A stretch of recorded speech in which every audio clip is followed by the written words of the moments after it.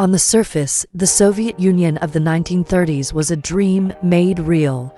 Propaganda posters showed happy, muscular workers and bountiful harvests. Newsreels depicted a modernizing paradise, a nation of equals building a new world.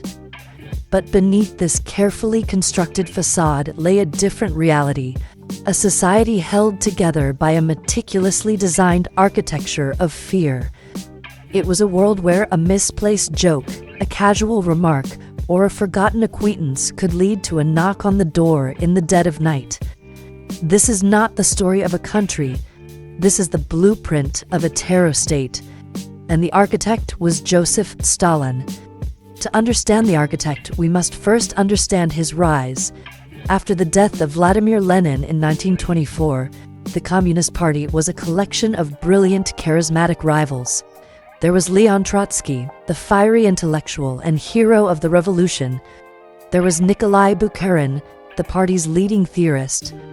Compared to them, Stalin, the gray blur, seemed unremarkable. But Stalin had a weapon they all underestimated: his position as General Secretary of the party. This was not a glamorous role, it was an administrative one. But it gave him control over the one thing that truly mattered: the bureaucracy. His code was not ideology, it was paperwork. While his rivals gave grand speeches and wrote brilliant essays, Stalin was quietly appointing his loyalists to positions of power in every corner of the vast Soviet Union. He controlled who got promoted, who got demoted, and who was assigned where. He mastered the art of bureaucratic warfare, slowly and methodically turning the party apparatus itself into his personal weapon.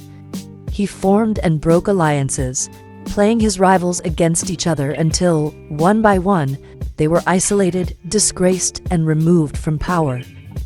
A key part of the strategy was the ideological battle against his chief rival, Leon Trotsky. While Trotsky championed permanent revolution, the idea of spreading communism across the world immediately, Stalin countered with the more pragmatic and nationalist concept of socialism in one country. He argued that the Soviet Union must first strengthen itself before acting as the engine for global revolution. This platform appealed to the party's desire for stability after years of war. By framing Trotsky as a reckless adventurer and himself as a sober builder, Stalin masterfully used ideology as a political weapon to isolate and eventually expel his most brilliant and charismatic opponent from the party and the country. By the late 1920s, the battle for Lenin's succession was over. Stalin had not won through a single decisive victory, but through 1,000 small administrative cuts. The foundation of his terror state was now laid. With absolute power secured, he began to construct the pillars that would support his rule. The first and most visible pillar was the secret police, the NKVD. It was the fist of the state. Its agents were everywhere, creating an atmosphere of pervasive surveillance where anyone could be an informant: your neighbor, your co-worker, even your own children. The midnight arrest, the knock on the door, became a central feature of Soviet life. The NKVD's purpose was not just to eliminate enemies, but to create a permanent state of anxiety, to make the people police themselves through fear. The second pillar was the Gulag. This vast network of brutal forced labor camps stretching across the frozen wastes of Siberia was more than just a prison system. It was an economic engine. Millions of prisoners, political dissidents, petty criminals, and countless innocents were used as slave labor to fuel Stalin's ambitious 5-year plans for industrialization. They built canals, mined gold, and logged forests under inhuman conditions. This brutal efficiency was most horribly demonstrated in his policy of agricultural collectivization. To fund his rapid industrialization, Stalin forced millions of peasants to give up their private land and join state-controlled collective farms.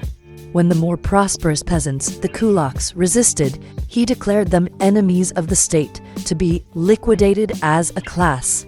The state seized grain by force, leading to a catastrophic man-made famine, particularly in Ukraine, known as the Holodomor. This was a core component of his terror architecture, using state-enforced starvation as a weapon to break the will of the countryside and finance his industrial ambitions. The third and perhaps most insidious pillar was propaganda and the cult of personality. Stalin understood that true control was not just physical, it was mental. He became the engineer of souls. The state seized control of all art, literature, and film, mandating a style known as socialist realism, which depicted a utopian, idealized version of Soviet life, with Stalin as the wise, benevolent father of nations. History was literally rewritten. Photographs were doctored to remove disgraced officials like Trotsky from iconic images, erasing them not just from life, but from memory itself. In this manufactured reality, Stalin was infallible, the source of all wisdom and success. In the mid-1930s, this architecture was put to its most terrifying test, the Great Purge. It was a period of unimaginable paranoia and state-sponsored terror.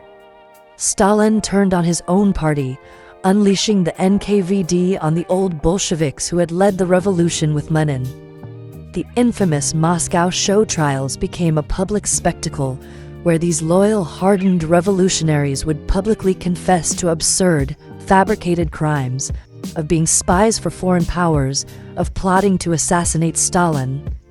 These confessions were the product of intense psychological torture, sleep deprivation, and threats against their families. The purpose was to prove to the world that enemies were everywhere, and only Stalin could protect the nation. The terror of the purge spread far beyond the party elite. It infected the entire society. A key feature of the architecture was the encouragement of mass denunciations. Citizens were pressured to inform on their neighbors, colleagues, and even their own family members. A simple accusation, often motivated by petty jealousy or a desire to take someone's apartment, was enough to have a person labeled an enemy of the people and sent to the Gulag or executed. This atomized society, destroying the bonds of trust between people and leaving the individual completely isolated and powerless before the almighty state. The terror of the purge then consumed the entire state. He purged the military, executing or imprisoning a vast portion of his own officer corps, including his most brilliant generals.